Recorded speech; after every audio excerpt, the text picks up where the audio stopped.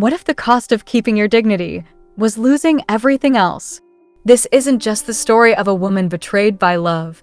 It's the story of a soul that refused to break, no matter how much the world tried to crush her. Welcome to Book Leash, where forgotten voices rise again. Today, we journey through Clarissa, a tale so powerful, it still echoes across centuries. Listen closely, her silence speaks louder than any scream. It all began with a young woman, born into privilege, wealth, and high hopes. Clarissa Harlow had everything a girl could ask for: beauty that turned heads, intelligence that drew admiration, and grace that inspired envy. But when the people you trust most become the architects of your downfall, how do you even begin to protect yourself? Her family's love came with conditions. They wanted control, obedience, and silence. And when she didn't play by their rules, they pushed her right into the arms of a man they should have feared more than any outsider. They called it a mistake, but Clarissa knew better. They were willing to sacrifice her happiness, her freedom, and even her safety, just to preserve their ambition and pride. She found herself caught between two prisons, her family home and a stranger's deception. Robert Lovelace, the man she thought might help her escape, turned out to be the very devil in disguise. He offered freedom, but demanded her soul in return. At first, he was charming, articulate, and patient, everything a woman abandoned by her family would crave. But what started as romance spiraled quickly into manipulation, surveillance, and control. He didn't want love, he wanted possession. And even when she saw through him, it was already too late. Every door had closed behind her. She had no way back home, no friends she could trust, and no strength left to keep running. Still, she fought. She resisted. She wrote letters pleading for justice and clung to the last scraps of her dignity. In a society that judged women by the narrowest standards, she tried to redefine what it meant to be strong. Her body weakened, her spirit shattered, but her will was a different story. Clarissa refused to surrender to shame. She held on to truth when the world chose lies. She held on to virtue even when everyone around her had discarded theirs. And in that quiet defiance, she became something no man could ever control. She became immortal. The walls around her weren't built of bricks. They were built of expectations, forged by a family more concerned with legacy than love. Her father, once warm and dignified in her childhood memories, had grown cold, resolute in his ambition. Her mother, torn between maternal instinct and marital obedience, faded into silence. And her siblings? Envy had poisoned their hearts. Her sister Arabella, sharp-tongued and spiteful, never missed a chance to remind Clarissa she was too perfect, too admired, too threatening. So, when Mr. Solmes entered the picture, an older, brutish man with wealth but no soul, her family saw him as the answer. Marry him, they said. Obey and all will be well. But how could a heart like Clarissa's yield to such cruelty? She begged, she reasoned, she wept. But her pleas were treated as rebellion. Her no was seen not as autonomy, but arrogance. They confined her, took her letters, watched her every move. But in their attempt to bend her, they broke the bond between parent and child. And in that fracture, Lovelace found his opening. He didn't need to force her. Not at first. He simply needed to be kind while others were cruel. He painted himself as a savior, a protector. And Clarissa, desperate for air in a room that kept shrinking, ran toward the only window she could see. But that window was a trap. He promised marriage, promised respect, and she, with trembling hope, believed that perhaps fate hadn't forgotten her entirely. They left under the cover of secrecy. She thought she was escaping, but she was falling into a far deeper prison than the one she had left behind. At first, things seemed gentle. She stayed in inns, in rented homes, away from the eyes of society. He courted her, spoke sweetly, arranged for ministers to visit. But soon, Shadows crept in. The locations changed too often. The women she met were strangers, silent, suspicious. The friends he mentioned never quite appeared. And each time she asked about the wedding, the answer shifted. Then came the letters. Her family wrote to her, but not in love. Their words bled with scorn and rejection. Her brother denounced her. Her sister celebrated her shame. Her mother, her last hope, simply told her to repent and return only after marrying the very man she'd fled from. Clarissa was now truly alone. But even then, she did not break. She began to see Lovelace's mask slip. His kindness became impatience. His praise turned into surveillance. He manipulated her, created lies about her reputation, tried to corner her into gratitude. He wanted to wear down her defiance until she surrendered, not to love, but to his will. Still, she resisted. He moved her to a brothel disguised as a lodging house. There, surrounded by scheming women and false respectability, Clarissa felt the cold breath of danger on her neck. She pleaded for marriage, if only to secure her dignity. But Lovelace, drunk on control, refused to grant her that one last safeguard. And then he went too far. He drugged her. It was the night she had cried herself to sleep, exhausted from begging him to return her to safety. She had refused his touch. She had rejected his charm. She had asked one final time for the dignity of a lawful name. But he wanted her powerless. So he laced her drink, led her to a chamber she did not recognize, and violated everything she stood for. He took what was not his. When she awoke, the world had changed. Her body remembered before her mind could. Her gown was torn, her limbs weak, her soul shattered. The man who had claimed to love her now stood over her like a thief proud of his conquest. And in that moment, something irreversible happened. He hadn't just dishonored her. He had murdered something sacred inside her. She did not scream. She did not strike back. She stood as if her bones were made of steel and told him that he could not kill what he could never touch, her spirit. Her virtue, she insisted, belonged to no man. And that's what terrified Lovelace most. He had taken everything, yet she looked at him with a defiance that mocked his power. She left. No money, no allies, no name. But she walked out of that house with the dignity of a queen's guard, yes, but undefeated. She knocked on doors that slammed in her face. She sent letters that went unanswered. The world saw a fallen woman, but what had really fallen was society's mask of justice. Still, she wrote.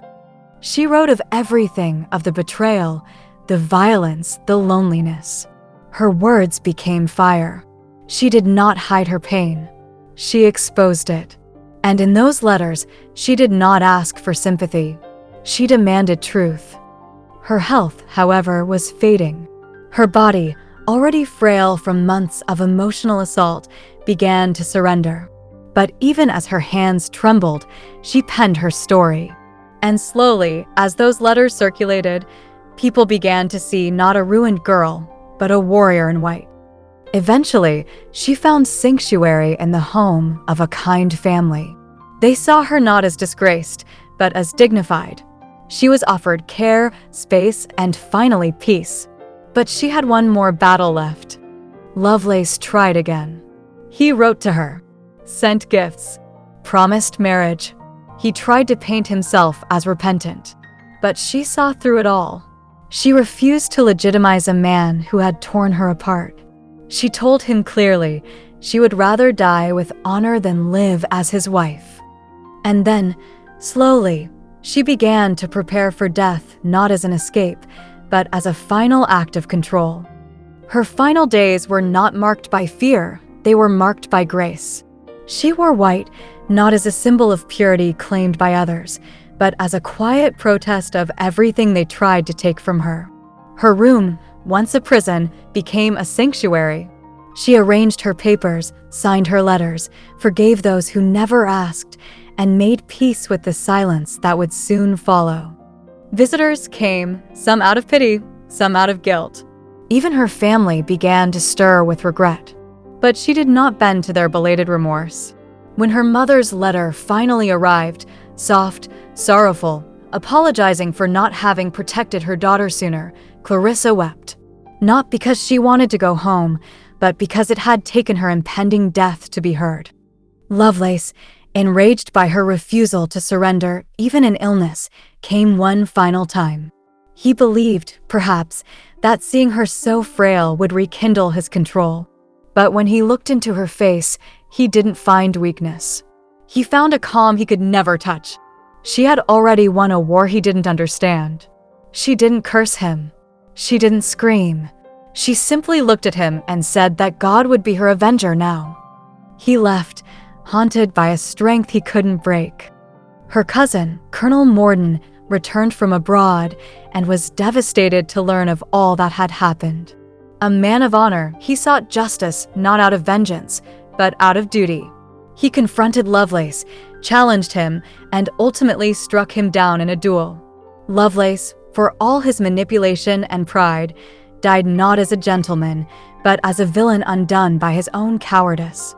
Clarissa, meanwhile, had already made her peace. Surrounded by a few loyal souls, she lay in bed and whispered her prayers. She didn't fear death. In fact, she welcomed it as the only freedom left untouched by men and society. She asked for a quiet burial. No fanfare, no marble, just honesty. And when she passed, something extraordinary happened. Her story didn't die with her.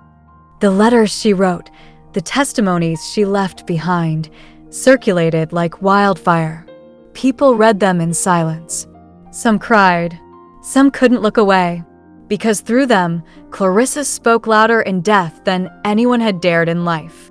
She exposed a world built on lies, shame, and submission, and yet never allowed that world to define her. What society labeled fallen, Clarissa turned into a symbol of sacred resistance. What her family saw as disobedience was, in truth, the rarest kind of integrity.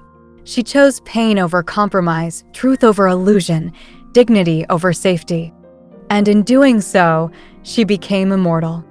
Her tragedy was not just personal, it was cultural. It revealed how easily a woman's voice could be buried beneath duty, control, and silence. But it also showed that no matter how deep the grave, a voice rooted in truth cannot stay buried. Clarissa Harlowe was not just a character in a book.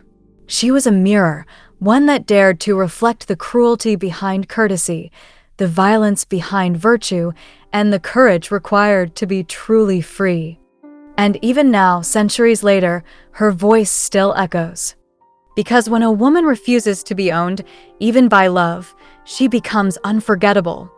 Her coffin was simple, as she had requested no ornate carvings, no grand eulogies. But as they laid her to rest, those who had ignored her pain now felt the weight of what they had lost. There was no parade of mourners, just quiet tears and heads bowed in shame. The earth took her body, but it could not swallow her story. Clarissa had died, yes, but she had not been defeated. Her death became a reckoning. The letters she left behind, collected, copied, and passed through drawing rooms and court halls, were more than just testimony. They were indictments. Against families who traded daughters like currency. Against men who masked cruelty as courtship. Against societies that demanded silence from the ones they failed to protect. Her cousin, Colonel Morden, carried those letters as both sword and shield. He made sure her truth reached every corner it could. And those who had dismissed her as dramatic, disobedient, or disgraceful, they were now forced to see her as what she had always been, the most honest voice among them. And still, even in death, Clarissa's grace stunned them. She had forgiven them. Every letter she penned in her final days was full of mercy. She did not ask for revenge. She asked for understanding. And that, more than anything, unsettled those who had wronged her. Lovelace's name became a whisper of shame. Once celebrated as a gallant rake, now remembered as the man who destroyed a woman he could never truly possess. His death in a duel was quick, but her death the slow, sacred unraveling of a life full of integrity left a wound in the conscience of a nation. People began to question, to talk, to reflect. And this is where the story echoes into now. Because Clarissa's fight wasn't just for herself. It was for anyone who has ever been trapped by family expectations, silenced by power, cornered by charm, or punished for saying no. Her story, born in the 18th century, still speaks to modern hearts. Not because history repeats itself, but because the courage to stand alone never stops being rare. Her tragedy holds a strange power. It makes us think, not just about her, but about ourselves, about what we tolerate, about who we protect, about what we let go, and what we should hold sacred. And maybe, just maybe, it asks us one final question. When the world demands your silence, will you, like Clarissa, choose to speak anyway? Because those who do are never forgotten. She lost everything the world values, but kept everything that matters. And in doing so, Clarissa didn't just survive history, she rewrote it. If her voice moved you, don't let it fade, subscribe to Book Leash, and let stories like hers keep shaping the way we see our world.